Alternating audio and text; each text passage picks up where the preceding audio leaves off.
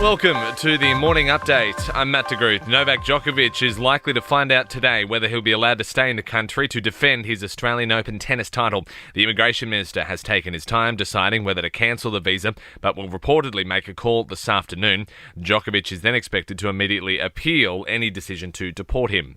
Industry groups say it'll take some time to get food shortages and staffing levels back to anywhere near normal, despite an easing of COVID isolation rules. The transport, freight and logistics sectors are now deemed to be essential. Emergency services, education and media workers will also be exempt. Tim Piper from the Australian Industry Group says rapid tests will play a key role. Very few companies are really going to be able to utilise the orders that we have until such time as we have enough of those RAT tests available to us.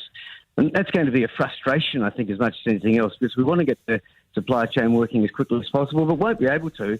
Meanwhile, Queensland is throwing open its borders to all comers from tomorrow. The Chief Health Officer, Dr. John Gerard, says travellers will no longer need border passes or negative tests. The virus, as expected, is spreading through Queensland, but with a vaccinated population. So the job has been done and these borders are no longer required.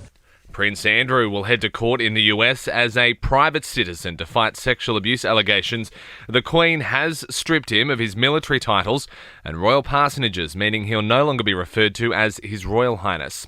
Breaking the cycle of domestic violence will be the focus of a new federal plan to help domestic violence survivors.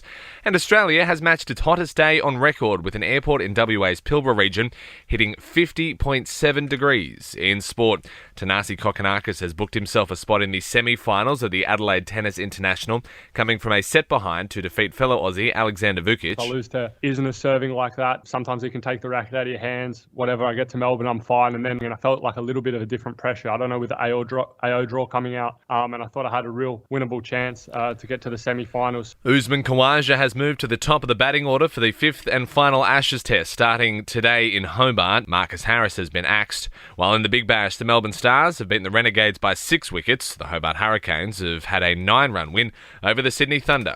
And that's the latest from the Nova Podcasts team. We'll see you this afternoon for another edition of The Update.